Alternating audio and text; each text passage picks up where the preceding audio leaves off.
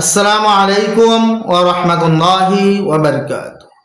আমি হাবিবুল্লাহ, আপনারা দেখছেন জিনের চিকিৎসা মিডিয়া। সম্মানিত ভাই ও বোনেরা, ইনশাআল্লাহ আজকে আমি দুইটা বিষয় নিয়ে আলোচনা করব। এক নম্বর হচ্ছে আমি একজন ইমাম সাহেবের আলোচনা করব, গল্প বলবো। দ্বিতীয় নম্বর কথা হচ্ছে আমি আপনাদেরকে রোগীর শরীরে যদি প্রকৃতপক্ষে জিন থেকে থাকে তাদেরকে সহজে রোগীর শরীরে প্রকাশ করবেন কিভাবে সেই প্রসেসটি বলে দেওয়ার চেষ্টা করবো ইনশাআল্লাহ। সম্মানিত ভাই, সেই উদ্দেশ্যে আজকের আমার এই ভিডিওটি বানানো। তাহলে চলুন কথা না বাড়ি আজকের মূল বিষয় নিয়ে আলোচনা করা যাক। সম্মানিত ভাই, ভিডিওটি সম্পূর্ণটাই দেখবেন। যদি টেনে টেনে দেখেন তাহলে কোনো কিছুই বুঝবেন না। জিনের চিকিৎসা মিডিয়া চ্যানেলটি যদি ভাই সাবস্ক্রাইব না করে থাকেন, সাবস্ক্রাইব করে দেন, পাশের বেল আইকনটি বাজিয়ে দেন, অল সিলেক্ট করে দেন। আর যদি আগে থেকে সাবস্ক্রাইব করে থাকেন তাহলে আপনাকে অসংখ্য অসংখ্য ধন্যবাদ। তাহলে চলুন কথা না বাড়ি আজকের মূল বিষয় নিয়ে আলোচনা করা যাক। সম্মানিত ভাই, কথাগুলো খেয়াল করে মনোযোগ সহকারে শুনবেন। আমার কাছে একজন লোক বারবার ফোন দিচ্ছে যে হুজুর আমাকে একটা সিরিয়াল দেন, আমার ছেলেটাকে আপনাকে দেখাবো। আমি ওই লোককে জিজ্ঞেস করলাম যে আপনার ছেলে কি করে, এই করে বিভিন্ন রকমের আর কি তার পারিবারিক বিষয়গুলো জিজ্ঞেস করলাম। সে বলতেছে যে হুজুর আমার ছেলে তো একজন মসজিদের ইমাম সাহেব, কিন্তু তার আচরণ অস্বাভাবিক। তিনার চলাফেরা এবং আচরণ অস্বাভাবিক এবং তার শরীরে সবসময় ভয় ভয় একটা সিস্টেম দেখা যায়। তারপরে আমি বললাম যে কথার কথা সময় আসতে বললাম, এই কথাটা তো তিনি শুনতেছে, এই জন্য আমি সম্পূর্ণ বিস্তারিত বলার চেষ্টা করছি। তিনি আমার এই ভিডিওটা দেখবে অবশ্যই, তিনি আমার ভালো একজন ভক্ত। তারপরে আমি তাকে বললাম যে নিয়ে আসার জন্য, তিনি নিয়ে আসবে। তারিখ দেওয়ার পরে আমি দেখলাম যে আমার ওদিন অনেক রুগী, তারপর ওদিন আমি সিরিয়াল দিইনি। তারপর তিনি যে কোনো একটা জিতে আমার কাছে আর আসেনি। না আসার পরে 10 থেকে 15 দিন পরে তিনার ওই যে ছেলে আক্রান্ত তার বড় ভাইকে দিয়ে আমার কাছে পাঠাইছি। মাশাআল্লাহ, গাইগতর অনেক বড় একজন হুজুর এবং হাফেজ মাওলানা, আরও মনে হয় কিছু ডিগ্রি আছে তার, এবং ময়মনসিংহ ভালো একটা মসজিদের ইমাম সাহেব, ভালোই সব দিক দিয়ে মোটামুটি ভালো। তার সাথে আলোচনা করলাম, দেখলাম না আমি এরকম কোনো কিছু লক্ষণ খুঁজে পাচ্ছি না। তার আমার সাথে একদম স্বাভাবিক, আমি যেভাবে কথা বলতেছি একদম সেম, তো আমার প্রত্যেকটা কথার উত্তর দিচ্ছে, আমি যা বলতেছি তাই করতেছে। কোনো রকমের তার ভিতরে আমি কোনো রকমের জিনে আক্রান্তের কোনো লক্ষণ আমি খুঁজে পাচ্ছি না। তারপরে বললাম যে আচ্ছা আপনার যে জিনে আক্রান্ত এটা কে বলছে? আমি ভাবলাম যে কোনো কবিরাজ হয়তো আপনাকে ওনাকে বলে দিচ্ছে যে উনি জিনে আক্রান্ত, ভয় হয়ে গেছে, এরকম বলে দিচ্ছে। তিনি বলছে যে হুজুর আমাকে আসলে কেউ এরকম বলে নাই, আমি ভাবছি যে আপনাকে দেখাবো, এই জন্য আপনার কাছে আমি যোগাযোগ করে আসছি। তারপর আমি বললাম যে আপনি যে আসছেন আমার কাছে, কেউ বলে নাই, আপনার সমস্যাগুলো কি হচ্ছে? হুজুর আমার এরকম কোনো সমস্যা হচ্ছে না, আমার কাছে এরকম হচ্ছে যে আমি শোয়ার পরে মসজিদের যে রুমটা আছে ওই রুমে যে শোয়ার পরে চালের ভিতরে ধাপ ধাপ ধাপ ধাপ করে শব্দ হয় এবং আমি সবসময় ভয়ে আতঙ্ক থাকি। কথাগুলো খেয়াল করেন ভাই, তার কাছে কিন্তু আমি কোনো রকমের লক্ষণ পাইনি। তার চেহারা এবং তার চলাফেরা এবং তার কোনো কথাবার্তা একদম স্বাভাবিক, কোনো রকমের সমস্যা তার কাছে দেখা নাই। তিনি গল্প কি বলতেছে যে তিনি মসজিদের রুমে শোয়ার পরে তার রুমের ভিতরে ধাপ ধাপ ধাপ ধাপ করে শব্দ হচ্ছে এবং তিনি বুঝতে পারে যে তার শরীরে কীরকম যেন একটা অন্যরকম একটা ভাব, এবং তার এতটুকু ভাবে যে আমার বারবার স্বপ্নের দোষ হয়। আমি খাস করে বলে ফেললাম এরকম যে আমার বারবার এগুলো স্বপ্নের দোষ হয়। আমি ইয়ার মাধ্যমে আপনি জিনে আক্রান্ত এরকম বুঝে ফেললেন, আপনি এই জন্য একদম ঘাবড়ে গেছেন। যেহেতু একজন ইমাম সাহেব, অবশ্যই তিনি আমল করেন, প্রচুর পরিমাণে আমল করেন এবং তিনি হাফেজ। তারপরে আমি বললাম যে আচ্ছা আপনার এই ধাপ ধাপ সব আপনার আতঙ্কটা না হইলেই তো হয়, একজন সাথে রাখলেই তো আর আতঙ্ক হয় না। যে তো ভয় পায় ভাই, বাচ্চা যদি একটা পোলাপান তার সাথে থাকে তাহলে তো আর ভয়ের কোনো কারণ নাই। আমি তাকে এরকম পরামর্শ না হুজুর এরকম না, আসলে সবসময় তো আর লোক থাকা যায় না, কিন্তু একটা আতঙ্ক সিস্টেম হয়, কিন্তু আমার শরীরটা মাঝে মাঝে কিরকম যেন একটা এরকমই হয়, এরকম কথাটা বললো আর কি, যে একটা বারবার একটা কিরকম একটা যেন ভাব সৃষ্টি হয়ে যায়। এগুলো শোনার পরে তিনি এত কষ্ট করে তার বাবা সিরিয়াল দিল, তাকে দেখলাম না, তার রাগারাগি করলো। অবশ্যই তাকে তো আমার দেখার প্রয়োজন, যাতে আসছে। অন্য রুগীদেরকে আমি বসাই রেখে ওনার বাইকে বললাম যে আপনি পাশে বসেন, আমি আপনার বাইকে দেখি, যদি দেখি যে অস্বাভাবিক কোনো কিছু হয়। ভাই সব রুগীর সাথে যে আমি বাইরে উঠবো এরকম কোনো কথা না। কিছু কিছু রুগী আছে আমার সাথে শক্তিশালী, মায়ের দিয়ে আসা শুরু করে দেবে। আমি আপনাদেরকে আরেকটা এর মধ্যে ঘটনা বলি। একজন কবিরাজে আমাদের বাড়ির আশেপাশেই একজন তুলা রাশি আছে, খুবই ভালো এবং খুবই সৎ তুলা রাশি। কিরকম তুলা রাশি আমি আপনাকে বলি, যে তিনি কখনো ওই যে অন্য কবিরাজে দেখেও দেখছি না, না দেখেও কয়ে দেখছি, অনেক মিথ্যার আশ্রয় নিয়ে থাকে। আর ওনার সাথে যে জিনটা আছে খুবই শক্তিশালী জিন, তিনি যদি বলে যে ওই জায়গায় যাও, না গেলে বলবে আমি যাবই না, এরকম একটা সিস্টেমের হয়। তাহলে ভালো তুলা রাশি। একটা কবিরাজে নিয়ে গেছে, নিয়ে যাওয়ার পরে তার উপরে অন্য জিনগুলোকে ঢুকাইতে চাচ্ছে। ও ভালো শক্তিশালী একজন কবিরাজ এই জিনটাকে বাহির করে, এটা হচ্ছে একটা দেবী জিন, মাইয়া একটা জিন, দেবী জিনটাকে বাহির করে তার শরীরে ঢুকাইতে চাইছিল অন্য জিনগুলোকে। এই টাইমে এই দেবী জিনটা এত রাগান্বিত হইয়া, লোকটাও তো সে একজন বড় একজন লোক, একদম কবিরাজের মায়ের রুমের ভিতরে, মানে কি যার উপরে জিনটা সোয়ার হবে সে যদি আপনার সে শক্তিশালী থাকে অবশ্যই আপনার মার খাবেন। যদি আপনার ওই রকম বড় প্রসেস এবং শক্তিশালী কোনো জিনিসগুলো জানা না থাকে, আপনি শক্তিশালী মার খাবেন।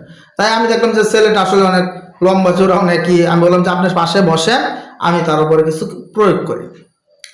তার উপরে আমি কি প্রয়োগ করব, কিছু সূরা বাকারা এবং কিছু আয়াত, শক্তিশালী কোরআনের আয়াতগুলো নিক্ষেপ করলাম, বারবার বারবার তেলাওয়াত করলাম। না কোনো রকমের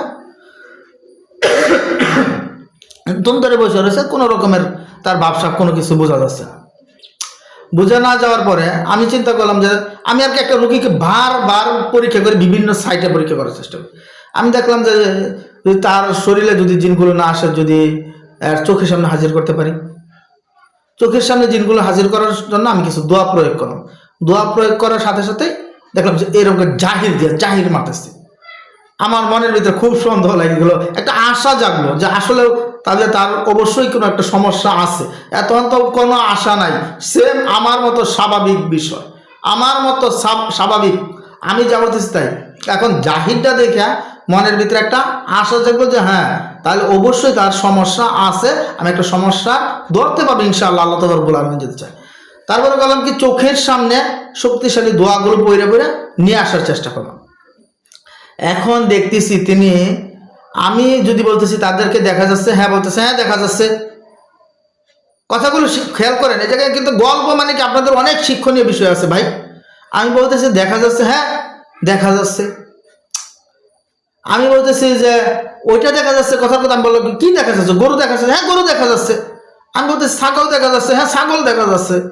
আরে ভাই আমি যেটা বলতেছি, যেটা দেখার কথা বলছি, হ্যাঁ ওইটাই সে বলতেছে দেখা যাচ্ছে। একটা মহা বিপদে। তারপরে মাঝখানে দেখলাম যে পায়ের আঙ্গুল, হাতের আঙ্গুলগুলো লড়াচ্ছে, দেখা যাচ্ছে বলতেছে, এবং তলে তলে কি করতেছে, হাতের এবং পায়ের আঙ্গুলগুলো বিভিন্ন রকমের লড়াচ্ছে। এই টাইমে আমার খুব মনের ভিতরে একটা সন্দেহ জাগলো যে এইটা আসলে প্রকৃতপক্ষে রুগী, কোনো রুগী না, এটা খুবই পরিমাণে জিনের ভিতরে ঢুকে ঘায়েল করে ফেলছে এই লোকটাকে। তারপর আমি করলাম কি কিছু আয়াত করে বন্দি করার চেষ্টা করলাম, থাক আর না থাক বন্দি করি, আগে বন্দি করলাম। বন্দি করার পরে দেখি যে না ভালোভাবে লড়াচ্ছে, ভালোভাবে লড়াচ্ছে। জিজ্ঞেস করলাম যে কিছু দোয়া গেলাম পরে যে কি খবর তোমার, কয় না কোনো না। আবার বললাম, সাথে ওনাকে বললাম যে আপনি একটু আজান দেন কানে। উনি আজান দিতেছে, থাম ধরে করতেছে, থাম ধরে থাকার পরে আবার জিজ্ঞেস করছে করেন 10 মিনিট 15 মিনিট, আমার তো কষ্ট লাগতেছে। 10-15 মিনিট থাকার পরে আমি তাকে বললাম যে কি খবর তোমার। তিনি বলতেছে না কিচ্ছু না, স্বাভাবিক, একদম স্বাভাবিক কথাবার্তা বলতেছে ভাই। তারপরে আমি যে জিনিসটা তার উপর প্রয়োগ করলাম, শুধু আয়াতুল কুরসি আমি তার উপর প্রয়োগ করলাম, একটানা 1-1.5 ঘন্টা সময় তার উপর আয়াতুল কুরসি প্রয়োগ করলাম। তাদের ভাইকে বললাম যে আপনিও আমার সাথে সাথে আয়াতগুলো পড়েন। প্রয়োগ করতে করতে করতে করতে এরকম আমি একদম ধৈর্য শেষ হয়ে গেছে, এরকম পর্যায়ে চলে গেছে। হঠাৎ করে দেখলাম যে ঝাড়কানি শুরু করছে, খুব পরিমাণে ঝাড়কানি শুরু করছে। ঝাড়কানি শুরু করার সাথে সাথে আমি বললাম যে ভাই তোমরা যে ভিতরে আসো এটা আমি কিভাবে বুঝলাম। তারা বললো যে হুজুর আমি বলতে পারলাম না, কথা বলতেছেন স্বাভাবিক কথা বলতেছে, যে হুজুর আমরা বলতে পারলাম না, আপনি কিভাবে বুঝলেন, আপনি জানেন। আমি বললাম যে তোমরা যদি হাতের আঙ্গুলগুলো এবং পায়ের আঙ্গুলগুলো যদি না লড়াইতে, তাহলে আমি তোমাকে আর সর্বোচ্চ আর আধা ঘন্টার মধ্যে দেখে বলতাম যে ভাই আমি এটা পারতেছি না, অন্যর কাছে নিয়ে যান, অথবা এটা একটা কথা বলে দিতাম যে এটাকে আমার হচ্ছে না। যে সময় দেখলাম যে তোমরা একটা ইশারা আমাকে দিলে, হাতের আঙ্গুল পায়ের আঙ্গুলগুলো রাখছ, ওই টাইমে আমি তোমাদের উপরে প্রয়োগ শুরু করলাম আমার বিশ্বাসের সাথে শক্তিশালীভাবে, এবং ধৈর্য হারা হইলাম না, যেতই আমার কষ্ট হচ্ছে তোমাদের কি করলাম। এগুলো করার পরে তারা আমাকে যে তথ্যটা দিল, এগুলো অনেক আলোচনা হলো, অনেক বিষয় হলো, তার বাইরের কথাবার্তা বললো, ই করলো। 3টা না 4টা জিন হাজির হইলো সাথে সাথে, এবং তাদেরকে ধরার কারণগুলো বললাম যে একে ধরার কারণটা কি। তারা বললো যে সে যে সময় ছোটো ছিল, পুকুর পাড়ে যে গর্ত মর্ত থাকে, ধুরা সাপ বাইরে থাকে না, ওই ধুরা সাপের উপরে বলে একটা ঢিল মেলে মারছিল। ওই সাপটা ছিল জিন, ওই জিনের উপরে লাগছে, লাগার কারণে সে খুবই ব্যথা পাইছে, যার কারণে তাকে আক্রমণ করছে। এই তথ্যটা তারা আমাকে দিল। আর সত্য মিথ্যা আলাদা রব্বুল আলামিন জানে, কিন্তু আমি তাকে খুবই চেষ্টা করলাম বাহির করার জন্য, কিন্তু বাহির করতে পারলাম না। না পারার কারণে আমি যে আমার যে একটা থিওরি, জিনের চিকিৎসার যে আমার একটা থিওরি নিজস্বভাবে আমি তৈরি করছি, যে যত শক্তিশালী জিনটাই হোক না কেন, তাকে রক্তের থেকে হইলেও বাহির করে নিয়ে যেতে হবে, বাহির করতে হবে একটা থিওরি। ওই থিওরির মধ্যে মোটামুটি আলহামদুলিল্লাহ ওই দিন আমি সবার মধ্যে গেলাম, ওর ভাইয়ের মাদ্রাসার সবার মধ্যে যাই, দেখি যে আলহামদুলিল্লাহ তিনি লেখালেখি করতেছেন। জিজ্ঞেস করলাম যে তোমার কি আগের সমস্যাগুলো আছে কি নাই। তিনি বললো যে না, আগের সমস্যাগুলো আর নাই, এখন মোটামুটি আলহামদুলিল্লাহ ভালো আছে।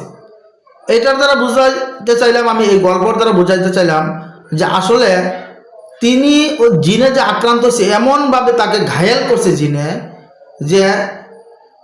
যে কোনো কেউ কথা বলে বুঝতে পারতেছে যে না, এটা তো স্বাভাবিক লোক, এটা জিনের কোনো সমস্যা না, এটা স্বাভাবিক।